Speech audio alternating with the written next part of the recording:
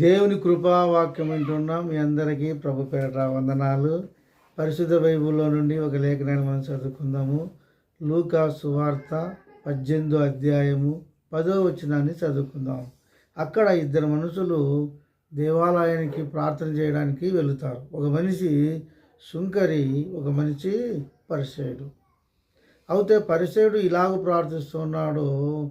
ఆయన దేవుని సన్నిధిలో నిలబడి, నేను జోరుని కాదు, అంటే నేను దొంగను కాదు, అన్యాయస్తుని కాదు, వ్యభిచారం చేసేవాడును కాదు, ఇతరులు మనుషుల వలె ఉండకోకుండానట్టు, అగో ఈ సుంకరి వలె ఉండకోకుండానట్టు నీకు కృతజ్ఞతాస్తుతులు చెల్లించుతున్నాను అని ప్రార్థిస్తూ ఉన్నాడు.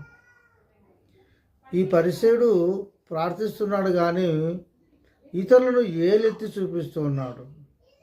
ఈయనే నీతిమంతుడుగా, ఈయనే పరిశుద్ధుడుగా ఉండినట్టు, ఇతరులు అందరూ పాపుల వలె ఉన్నారని చెప్పేసి ప్రార్థిస్తూ ఉన్నాడు. అది సరైన ప్రార్థన కాదు. నువ్వు ప్రార్థన చేసేకి దేవుని సన్నిధికి వెళ్ళినప్పుడు నీవు తగ్గించుకొని దేవునికి ప్రార్థన చేయవలను. మన విశ్వాసం ఎలాంటిదంటే మురికి గుడ్డ లాంటిది. చూపు ద్వారానో, మాట ద్వారానో, తలంపుల ద్వారానో మనం పడిపోతూ ఉంటాం. అయితే మన పాపమును దేవుని దగ్గర ఒప్పుకుంటూ నన్ను క్షమించు తండ్రి అని ప్రార్థన చేసినట్టయితే దేవుడు మన ప్రార్థన అంగీకరించి మన పాపాలు క్షమించి దేవుడు మనల్ని నీతిమంతుడుగా తీరుస్తాడు. అంతేగాని ఇతరులను మనము తక్కువ చూపు చూడకూడదు.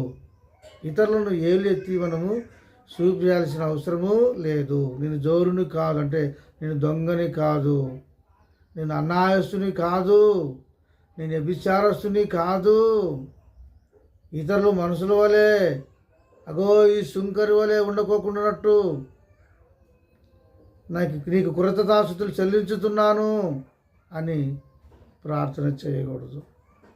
నువ్వు ఇతరుల గురించి ప్రార్థన చేయాలంటే వాళ్ళ మేలు కొరకు ప్రార్థించు, వాళ్ళ మారు మనసు కొరకు ప్రార్థించు, వాళ్ళ పశ్చాత్తాపన కొరకు ప్రార్థించు, వాళ్ళు కూడా దేవుడు క్షమించులాగా ప్రార్థించు. అంతేగాని ఇతరులను తక్కువ చూపు చూసి నువ్వు ప్రార్థన చెయ్యొద్దు. నీవు హెచ్చించుకొని ప్రార్థన చెయ్యొద్దు. కాబట్టి ఈ వాక్యం వింటున్న నీవు పరిసర వలె ప్రార్థన చేయక నువ్వు తగ్గించుకొని ఇతరుల మనసులో క్షేమం కొరకు నువ్వు ప్రార్థన చేసినట్టయితే దేవుడు ఖచ్చితంగా నీ ప్రార్థన అంగీకరించి దేవుడు నిన్ను నీతిమంతుడుగా తీరుస్తాడు, నిన్ను దేవుని బిడ్డగా అంగీకరిస్తాడు, నీ ప్రార్థనకు ప్రతిఫలము దయచేస్తాడు. ఈ మాటలు దేవుడు దీవించును గాక. ఆమెన్.